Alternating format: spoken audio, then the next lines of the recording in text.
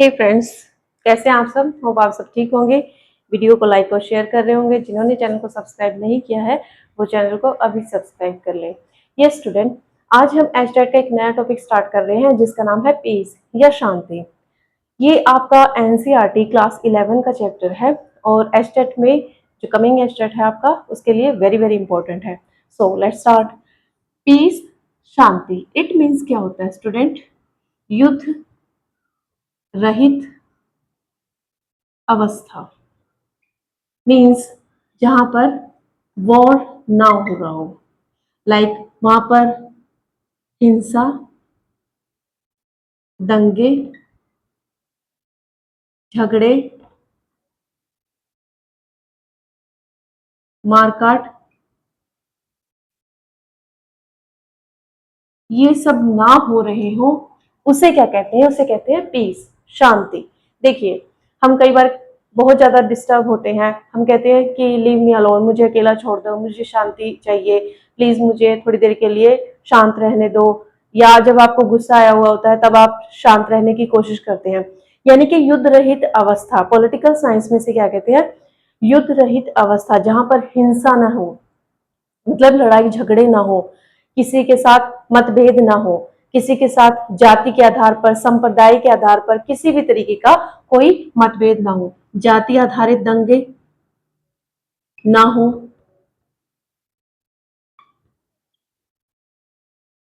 धर्म के नाम पर यानी कि सांप्रदायिकता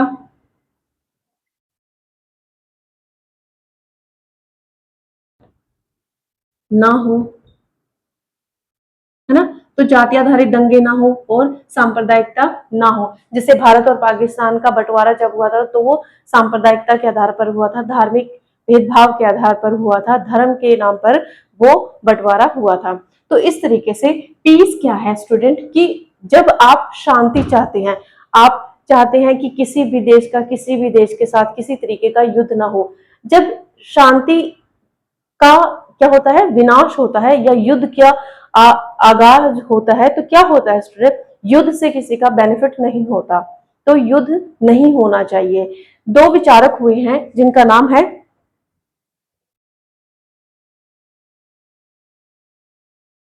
जिन्होंने कहा है कि युद्ध होना चाहिए या युद्ध जैसी अवस्था होनी चाहिए।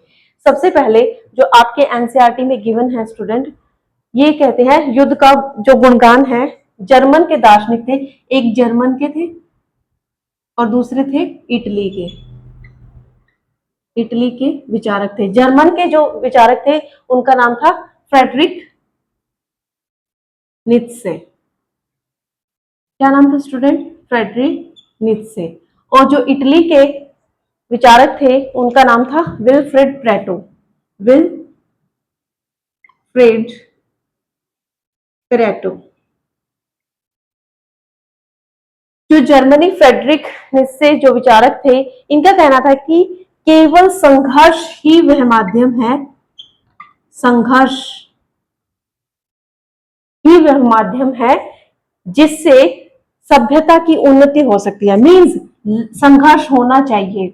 जब तक आप किसी चीज के लिए संघर्ष नहीं करेंगे, लड़ाई झगड़ा नहीं करेंगे, अपनी जो आप कहते हो ना कि अपनी जिस चीज की आपको नीड है या जिस चीज की आप डिमांड कर रहे हो उसके लिए अगर आप संघर्ष नहीं करोगे, उसके खिलाफ अगर कोई लड़ाई झगड़ा नहीं करोगे तो वो चीज आपको नहीं मिलेगी।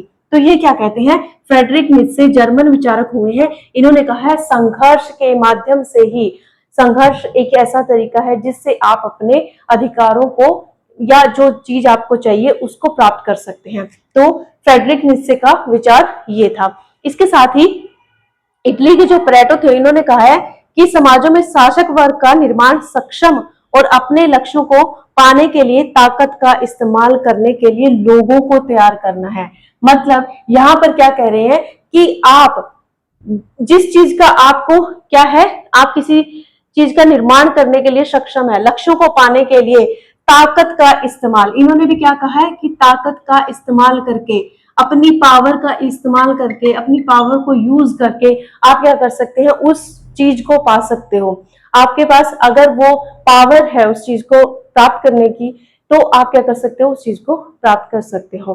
जैसे उन्होंने कहा ना कि अगर आप शासक वर्ग को पाना चाहते हो तो आपके पास उस लक्ष्यों को प्राप्त करने के जो उद्देश्य हैं, जो लक्ष्य हैं, किस तरीके से आप उनको प्राप्त कर सकते हो, तो आपके पास पावर होनी चाहिए।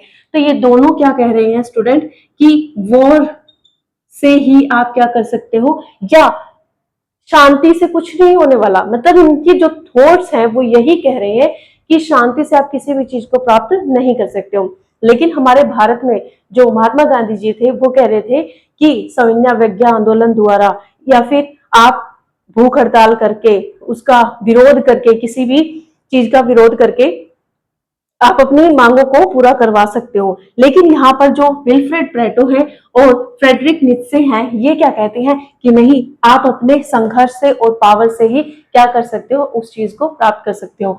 तो इनके विचार कहीं ना कहीं डिफरेंट है। और एक और चीज स्टूडेंट, ये फ्रेडरिक नित्से और इटली के विल्फ्रेड प्रेटो, इनके नाम पूछे जाते हैं कई बार कि इनके कैसे थॉट्स हैं, ये किस पर ज्यादा फोकस कर रहे हैं। फ्रेडरिक नित्से संघर्ष पर, और इटली के जो विल्फ्रेड प्रेटो है वो पावर या ताकत पर ज्यादा बिलीव करते हैं। उसने क्या कहा है कि शेर की तरह जीना चाहिए। ये दोनों क्या कहते हैं कि जो व्यक्ति है उसको, ये कोटेशन आ सकती है, शेर की तरह जीना चाहिए। कौन कह रहे हैं ये? विल्फ्रेड प्रेटो और फ्रेडरिक नित्से, दोनों के थॉट्स ऐसे ही हैं कि आपको, जैसे हम कहते हैं ना कि मिन्नतें नहीं कर रही है किसी चीज की। अगर आपको कोई चीज प्राप्त करनी है ना, तो आप फटाफट वॉर कर दो या संघर्ष कर दो, अपनी पावर का यूज करो।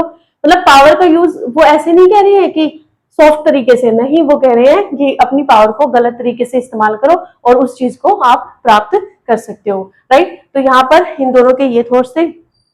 देखिए, अगर हम जैसे हम बहुत सारी बुक्स हैं, ऐसी बुक्स क्या जो हमारे ग्रंथ हैं, या हम कह सकते हैं हमारी धार्मिक किताबें हैं, पुस्तकें हैं, धार्मिक बुक्स हैं, पुस्तकें हैं, हमारी जो रिलीजियस बुक्स हैं, लाइक हमारी गीता है, बाइबल,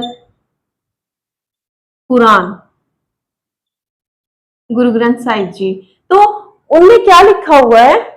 उनमें एक ही बात कही हुई है स्टूडेंट कि आपको युद्ध नहीं करना है, आपको शांतिपूर्ण तरीके से अपनी बात को रखना है, शांति से उस चीज को निपटा देना है, उस चीज का निपटारा कर देना है। तो ये जितनी बुक्स आपको बताई हुई हैं, ये आपके एनसीईआरटी में गिवन है स्टूडेंट। और ये कहते हैं कि जो विश्व युद्ध हुआ, फांसी, मतलब जो धार्मिक बुक्स हैं वो आपको क्या कर रही हैं कि आपको पीसफुली रहना है, किसी के साथ कोई झगड़ा नहीं करना, आपने किसी के साथ कोई गलत व्यवहार नहीं करना। तो ये जितनी भी बुक्स थी या हैं, थी नहीं सॉरी, हमारी ये जितनी भी धार्मिक किताबें हैं, इनमें यही बात कही है। अब आप क्या मतलब जैसे भारत पाकिस्तान का हमने एग्जाम्पल लिया था, फांसीवाद है, संप्रदायवाद है, वो सारी चीजें क्या है, हमारी शांति को क्या कर रही है, भंग कर रही है। आजकल तो ऐसे ऐसे टेक्निक्स आ चुकी हैं जिनसे आपकी शांति 2 सेकंड में भंग हो जाती है ना। एआई का यूज करके लोग क्या कर रहे हैं, मिसयूज करते हैं जो हमारी टेक्निक्स होती हैं। जिन टेक्निक्स को हमने सीखना है या हमने अपने बेनिफिट के लिए, मतलब हमने उसको पॉजिटिव वे में ना लेकर नेगेटिव वे में ज्यादा लिया जाता है उन चीजों को। तो इस तरीके से क्या है, अगर आप पीसफुली रहना चाहते हो, शांति से रहना चाहते हो, तो आपको बहुत बिल्कुल नहीं करना है, आपको युद्ध की स्थिति भी पैदा नहीं होने देनी है। तो इस तरीके से एनसीईआरटी में ये कहा हुआ है। उसके बाद क्या हुआ स्टूडेंट, जब सेकेंड वर्ल्ड वॉर चल रहा था,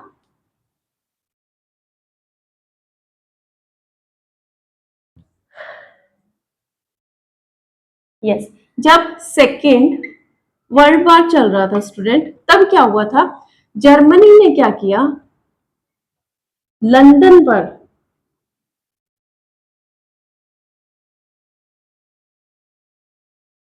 पर क्या कर दिया स्टूडेंट, अटैक कर दिया, मतलब उसके ऊपर बमबारी कर दी। ठीक है, तो लंदन ने क्या किया, जर्मनी पर फिर क्या किया, बमबारी कर दी। ठीक, अब यहां पर क्या हुआ स्टूडेंट, लंदन ने क्या किया, जर्मनी पर बमबारी कर दी। 1000, तकरीबन 1000 बॉम्ब क्या है, जर्मनी के ऊपर फेंक दिए, उड़ेल दिए उनके ऊपर, है ना। क्योंकि जर्मनी ने ही तो सबसे, जर्मनी ने ही लंदन पर अटैक किया था ना जब सेकेंड वर्ल्ड वॉर चल रहा था। तो लंदन ने क्या किया, 1000 बॉम्ब उसके ऊपर फेंक दिए, किस पर, जर्मनी पे। और जर्मनी के नगरों पर हमला कर दिया। युद्ध का अंत क्या हुआ? जो ये सेकेंड वर्ल्ड वॉर था, इसका एंड कैसे हुआ स्टूडेंट? जब यूएसए ने जापान के दो शहर थे, हिरोशिमा, नागासाकी, इन पर क्या किया? परमाणु बम से अटैक कर दिया। 6 अगस्त, 9 अगस्त, लिटिल बॉय, फैटमैन, ये दो बम थे जो जापान के दो शहरों पर गिराए गए थे। किसने गिराए थे? यूएसए पर। और किसके लिए? सेकेंड वर्ल्ड वॉर के एंड के लिए यूएसए ने ये कदम उठाया था। आपको शायद ही याद होगा कि जो 95% लोग थे वो इस बम का शिकार हुए थे।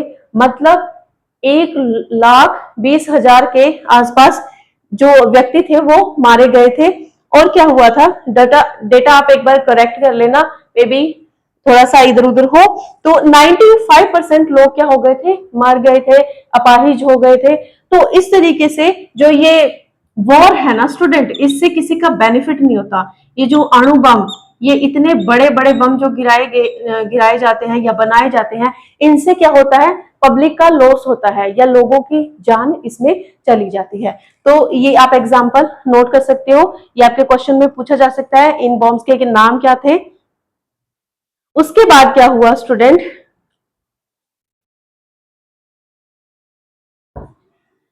एक जो आपका क्यूबा का मिसाइल संकट था, है ना, 1962, यस, क्यूबा मिसाइल संकट।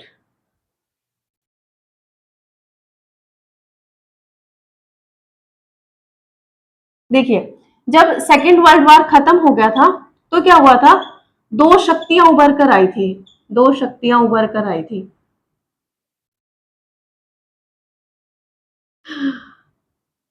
या दो पावर आई थी। कौन कौन सी थी स्टूडेंट? एक तो था हमारा यूएसएसआर और दूसरा था यूएसए। ठीक है, ये किसको? पूंजीवाद को सपोर्ट करता था और ये साम्यवाद को सपोर्ट करता था। ठीक है, जो दोनों शक्तियां थी ये इतनी ज्यादा पावरफुल हो गई थी और एक दूसरे को क्या कह रहे थे कि मैं तुमसे स्ट्रांग हूं और मैं तुमसे स्ट्रांग हूं। इस तरीके से क्या है, एक दूसरे के खिलाफ क्या कर रहे थे? मतलब एक दूसरे से वो दिखा रहे थे, अपने आप को पावरफुल दिखा रहे थे। तो जो यूएसएसआर है उसकी शक्तियां बढ़ती जा रही थी। 1962 में क्या हुआ था स्टूडेंट?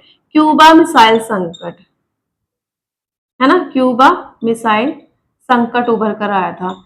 ये क्वेश्चन बहुत बार पूछा जाता है, क्यूबा मिसाइल संकट कब हुआ था और दो महाशक्तियां कौन सी थी जो सेकेंड वर्ल्ड वॉर के बाद उभर कर आई थी? देखिए, अमेरिका ने क्या किया था? जासूसी विमान भेजे थे और क्यूबा में सोवियत संघ के, ये जो सोवियत संघ के मिसाइल थे, इनको खोज निकाला था। किसने भेजे थे? यूएसए ने क्या भेजे थे? मतलब जासूसी के लिए भेजा था। और क्या किया था? इनकी इस मिसाइल को खोज निकाला था। किसकी? यूएसएसआर की। और अमेरिका ने क्या कहा था कि या तो आप इसको खत्म कर दीजिए, मतलब इस जो मिसाइल का जो है इसको बंद कर दीजिए, अदरवाइज हम आप पर क्या करेंगे? अटैक कर देंगे। मतलब क्यूबा की समुद्री सेनाओं को इन्होंने घेर लिया था। किसने? यूएसए ने। और मिसाइल नहीं हटाएगा तो हम क्या करेंगे? हम सैनिक कार्रवाई करेंगे। किसने बोला? यूएसए ने, कि हम सैनिक कार्रवाई करेंगे। तो यूएसएसआर ने क्या किया कि इन्होंने ये मिसाइल संकट, मतलब मिसाइल को हटा लिया था। और तो ये क्या हुआ था? यहीं पर इनकी बात को खत्म कर दिया गया था, या टकराव को समाप्त कर दिया गया था, ताकि ये लड़ाई और ज्यादा ना बढ़े। आजकल आप देख रहे हो ना, इजराइल पर अटैक हो रहे हैं, है ना। तो इस तरीके से क्या है स्टूडेंट, ये पीस को भंग कर रहे हैं, हमारी शांति को भंग कर रहे हैं। इजराइल इतना अच्छा और खूबसूरत शहर था, और यहाँ पर क्या हो रहा है स्टूडेंट? अब जैसे ईरान क्या है, इस पर अटैक कर रहा है। इजराइल पर कौन अटैक कर रहा है? ईरान। तो इससे क्या हो रहा है? देश की शांति भंग हो रही है। तो इस तरीके से स्टूडेंट, यहाँ पर जो पीस का जो टॉपिक है, ये कौन कौन से संकट आए थे ये आप देख सकते हो। उसके बाद अगर आपसे क्वेश्चन पूछा जाए, जैसे हिंसा का हमने डिस्कस, क्या है हिंसा, या ये सब चीजें हमने डिस्कस कर ली। अब आपसे पूछा जाता है कि हिंसा की समाप्ति कैसे की जा सकती है। हिंसा की समाप्ति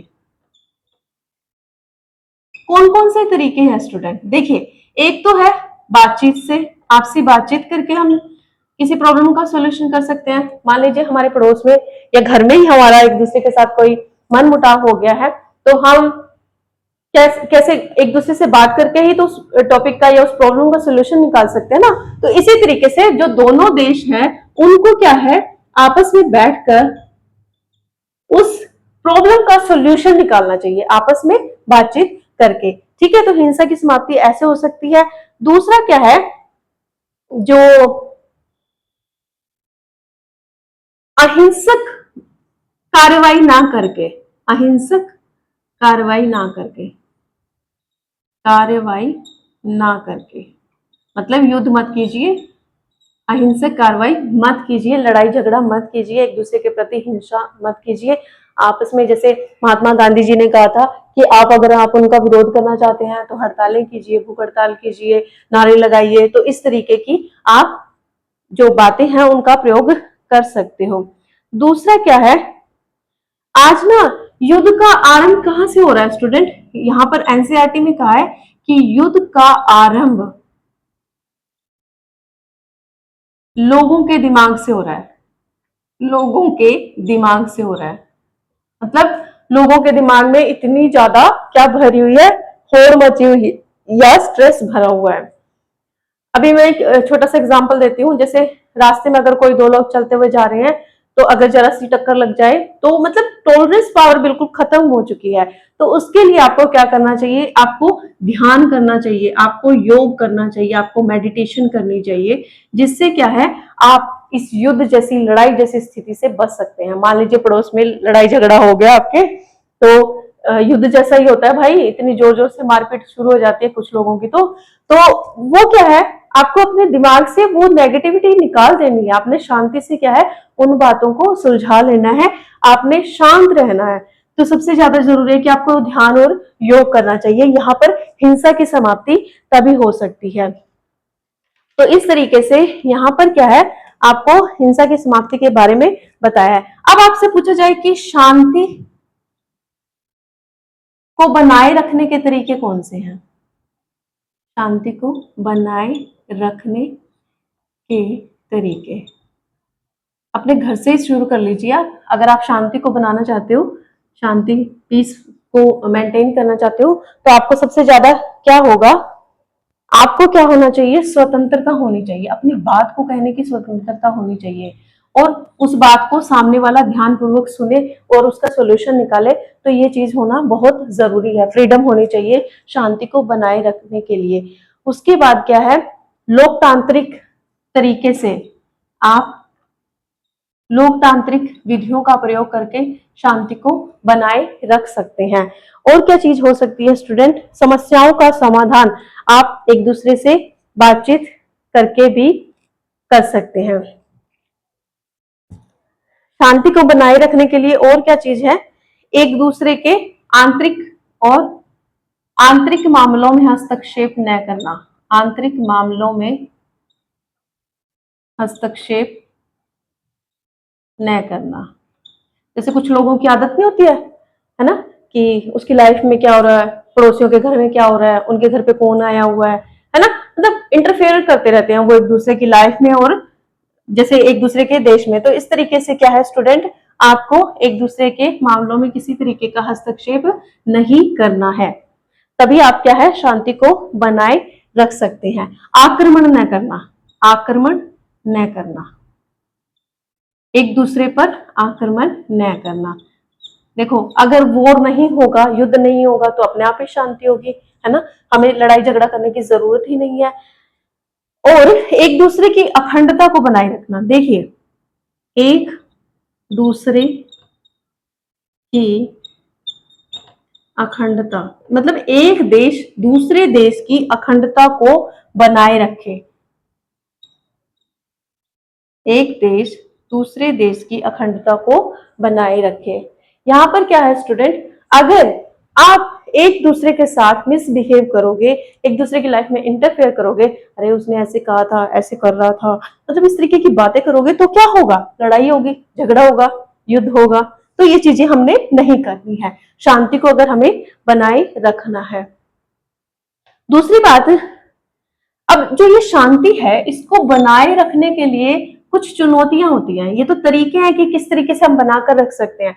अब कुछ चुनौतियां हैं कि शांति को बनाए रखने के लिए कुछ चुनौतियां हमारे सामने होती हैं। सबसे पहला तो क्या है, जो सबसे बड़ी हमारी चुनौती है स्टूडेंट, वो है आतंकवाद, टेररिज्म। अभी आपने देखा होगा ना, भारत के कुछ नागरिक, कह लीजिए नागरिक ही थे वो, और कुछ उसमें फॉरेनर भी थे, जब वो पहलगांव घूमने गए थे और वहां पर क्या है, कुछ आतंकवादियों ने क्या किया था, उन पर अटैक कर दिया था और बहुत सारे लोगों को जान की हानि हुई थी। तो उसमें हमारे हरियाणा करनाल के एक लेफ्टिनेंट की भी डेथ हो गई। तो इस तरीके से स्टूडेंट सबसे बड़ी चुनौती क्या है, आतंकवाद को समाप्त करना। यह आतंकवाद कैसे समाप्त होगा, जब हमारे मन और विचार शांत होंगे, शुद्ध होंगे, तब इस आतंकवाद को हम समाप्त कर सकते हैं। एक दूसरे के प्रति विचारों में घृणा नहीं होगी, नफरत नहीं होगी, तो इस आतंकवाद को समाप्त किया जा सकता है। राइट, तो सबसे बड़ी चुनौती है आतंकवाद, और इस आतंकवाद को हमने समाप्त करना है। अब देखिए क्या है कि जैसे अमेरिका ने इराक और अफगानिस्तान पर अटैक किया था, क्यों किया था स्टूडेंट, क्योंकि आतंकवाद ही हमला हुआ था, किस पर, अमेरिका पर। तो इस तरीके से जो ये चुनौती है आतंकवाद की या टेररिज्म की, इसे हमें क्या करना है, समाप्त करना है। और वो कैसे हो सकता है, वो इसी तरीके से हो सकता है जब हम आपस में मिलकर बैठ, ये जब शांति बनाए रखने के जितने भी हमारे तरीके हैं, ये सब इनको फॉलो करेंगे, तब हम क्या कर सकते हैं, हमारी जो शांति है, पीस है, वो बना रहेगा। कुछ विचारक ऐसे भी हैं कि जिन्होंने अपने अलग अलग विचार दिए हैं। कुछ कहते हैं हिंसा का सहारा लेना चाहिए, वो उनकी देखो हर एक इंसान का पॉइंट ऑफ व्यू अलग अलग होता है। वो कहते हैं जब सीधी उंगली से घी ना निकले ना, तो उंगली को टेढ़ी कर लेना चाहिए। इस तरीके की जो स्टेटमेंट्स आती हैं, वो कह रही हैं कि हिंसा का कहीं ना कहीं प्रयोग होना चाहिए, लेकिन ऐसा नहीं होना चाहिए। जब हम युद्ध मतलब हम शांति को स्थापित करना चाहते हैं, पीस को लाना चाहते हैं, तो हमें आतंकवाद, युद्ध और जो एक दूसरे के प्रति नफरत की भावना है, इन सबको खत्म करना है, करना ही पड़ेगा अगर हमें पीसफुली रहना है। हमारे घर में हमें सुख शांति चाहिए, तो आपस में मिलजुल कर प्यार से रहना ही होगा। तो ये पीस का जो हमारा एक छोटा सा टॉपिक था, जिसमें हमने ऑलमोस्ट सारा डिस्कस कर लिया है। तो आज के लिए इतना ही। जाते जाते एक ही बात, चैनल को सब्सक्राइब करें, वीडियो को लाइक शेयर करना ना भूलें। Thank you so much.